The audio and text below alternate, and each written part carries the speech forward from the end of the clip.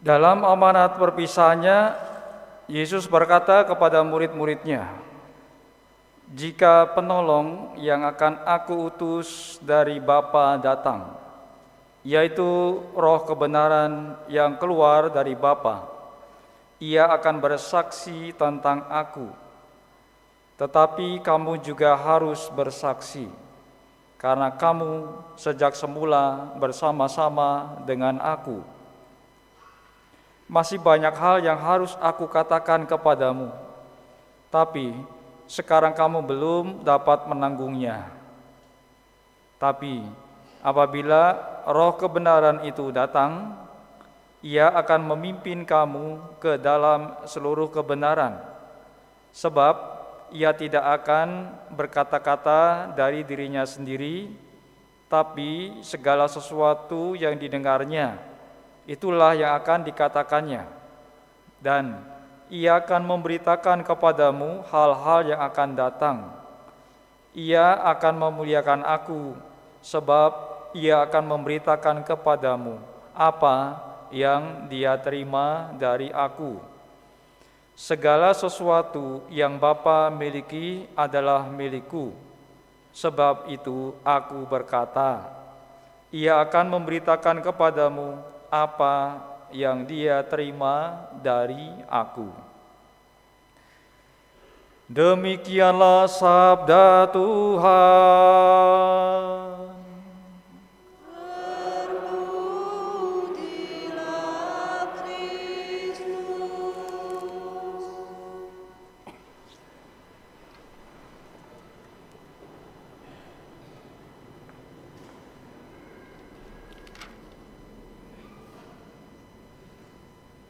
Saudara-saudari yang terkasih, hari ini adalah Hari Raya Pentakosta, yaitu hari raya setelah Paskah kebangkitan Tuhan 50 hari kita merayakan Pentakosta.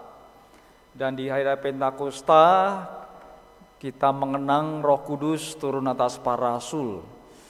Dasar bahwa Roh Kudus turun atas para rasul itu kita dengar tadi dari sabda Tuhan, bahwasanya ketika para murid itu berkumpul, kemudian Roh Kudus itu turun atas orang-orang yang sedang berkumpul, dan disitulah kemudian Roh Kudus berkarya. Nah, saudara-saudari terkasih, Roh Kudus itu adalah Allah, itulah yang menjadi iman kita. Allah yang kita imani adalah Allah Bapa, Putra, dan Roh Kudus. Dan biasa kalau kita berdoa, kita biasa berdoa kepada Bapa ataupun kepada Putra. Mungkin kita jarang berdoa mohon kepada Roh Kudus. Padahal ya wajar-wajar saja kita berdoa kepada Roh Kudus, karena Roh Kudus itulah Allah sendiri.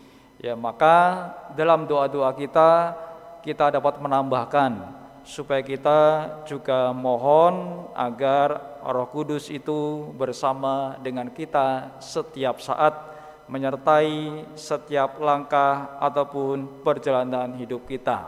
Nah, saudara-saudari terkasih, kalau bicara mengenai Roh Kudus, tentunya kita banyak yang tidak melihat wujud Roh Kudus itu seperti apa dalam kehidupan nyata. Ya, memang tidak semua itu dapat kita lihat secara kasat mata dalam hidup ini. Misalkan kalau kita ada di sini, kita merasakan angin dari AC, kita juga tidak dapat melihat angin itu apa, warnanya, wujudnya seperti apa, tapi kita dapat merasakan bahwa ada angin dari kipas yang menerpa diri kita. Nah, contohnya kayak gitu. Ada sesuatu yang dapat kita rasakan dari suatu kehadiran. Nah, lalu kalau kita bertanya bagaimana kita merasakan Roh Kudus hadir dalam diri kita, menurut hemat saya, apabila kita mau merasakan Roh Kudus hadir dalam diri kita adalah salah satunya ketika ada kasih, ada damai sejahtera. ketika itu ada kasih, damai sejahtera dan seterusnya, berarti Roh Kudus hadir. Kalau bicara tentang Roh Kudus, ada yang namanya buah-buah roh. Buah-buah roh itu ada beberapa: kasih, sukacita, damai sejahtera, kesabaran, kelemah lembutan, dan segala macamnya. Nah, itulah tanda bahwa Roh Kudus hadir. Ataupun Roh Kudus hadir menurut saya, misalkan ada orang yang kemudian mampu untuk berbicara dengan lancar di hadapan begitu banyak orang, dan orang itu sadar, sepertinya ini bukan saya saja yang berbicara, saya menguasai bahan yang saya bicarakan, tetapi kenapa begitu lancar berbicara dan mampu menjelaskan kepada begitu banyak orang. Dan orang yang beriman itu mengatakan Roh Kudus yang kemudian menuntun untuk mampu berbicara banyak, berbicara baik, menjelaskan tentang sesuatu yang baik kepada orang banyak. Itu contohnya kayak gitu, Roh Kudus hadir.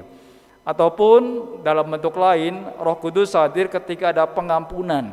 Nah, itu jelas pada saat menerima sakramen tobat. Yang mampu untuk mengampuni dosa-dosa manusia menurut iman Katolik adalah Roh Kudus. Maka dalam sakramen tobat, dua imam itu salah satunya mohon agar Roh Kudus itu menghapuskan dosa orang yang menerima sakramen tobat. Maka tentunya kita harus rendah hati, mohon kepada Roh Kudus juga supaya dosa-dosa yang kita perbuat itu terampuni. Minta agar Roh Kudus mengampuni dosa-dosa kita, karena hanya Roh Kudus yang mampu mengampuni dosa manusia. Kalau menghujat Roh Kudus, maka artinya dosa tak terampuni. Atau dengan kata lain, bahwasanya kalau kita ini merasa berdosa, kita tidak mau bertobat, ya bagaimana Roh Kudus akan mengampuni kita kalau orang itu tidak mau bertobat? Ya tanggung sendiri akibatnya kepada orang yang enggak mau bertobat. Tetapi ketika orang mau bertobat, mohon kepada Roh Kudus, mohon kepada Allah akan mengampuni, pasti Roh Kudus akan hadir dengan pengampunan. Nah, itu contoh bahwa Roh Kudus hadir. Atau Roh Kudus hadir misalkan dalam perayaan Ekaristi. Setiap kali merayakan Ekaristi, kemudian orang itu secara batin merasa dikuatkan, secara batin, secara rohani ya. Secara fisik mungkin ya masih lemah, tetapi secara batin itu terasa ada kekuatan setelah merayakan Ekaristi. Ya mungkin itu Roh Kudus sudah berkarya.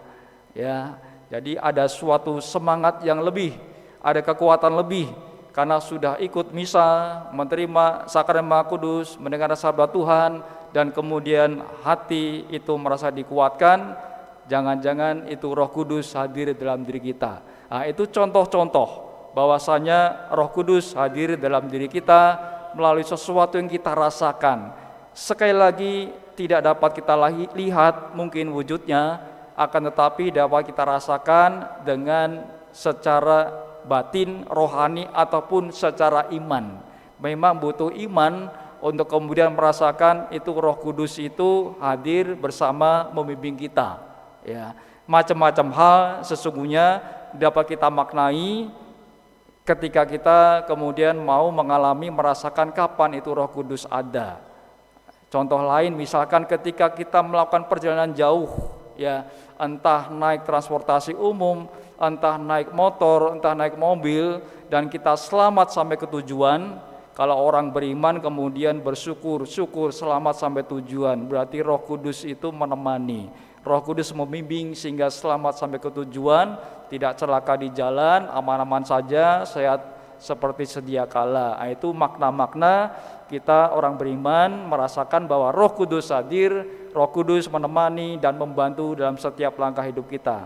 Maka saudara-saudari terkasih, tentu kita bersyukur di hari raya Pentakosta ini, yaitu hari raya turunnya Roh Kudus. Kita percaya bahwa Roh Kudus ada dalam diri kita. Bukti Roh Kudus ada dalam diri kita, kita sudah menerima Roh Kudus melalui pembaptisan yang kita terima. Melalui sakramen penguatan yang kita terima, itu kita sudah menerima Roh Kudus. Tinggal kita terus mengolah batin kita untuk menumbuhkan iman kita, percaya bahwa Roh Kudus itu selalu bersama kita. Tinggal kita terus berusaha dekat dengan Allah, dekat dengan Roh Kudus, berdoa kepadanya, minta kepadanya supaya kita mampu merasakan bahwa sungguh-sungguh Roh Kudus hadir menemani setiap langkah hidup kita, sehingga kita merasa dikuatkan, dilindungi, merasa aman, dituntun oleh Roh Kudus dalam setiap langkah hidup kita. Nah, saudara-saudari, setelah novena Roh Kudus, minta kepadalah Roh Kudus turun. Moga-moga di hari raya Pentakosta ini kita juga senantiasa mengalami Roh Kudus dalam hidup kita, dan marilah kita terus-menerus sadar bahwasanya kita butuh Roh Kudus menemani hidup kita, sehingga kita makin beriman, makin dekat dengan Allah, dan makin mengalami perlindungan dari Allah yang Maha Kasih melalui Roh Kudus. Semoga hari raya Pentakosta ini semakin menyadarkan kita akan kehadiran Roh Kudus dalam hidup kita. Kita hening sebentar meresapkan sabda Allah. Kemuliaan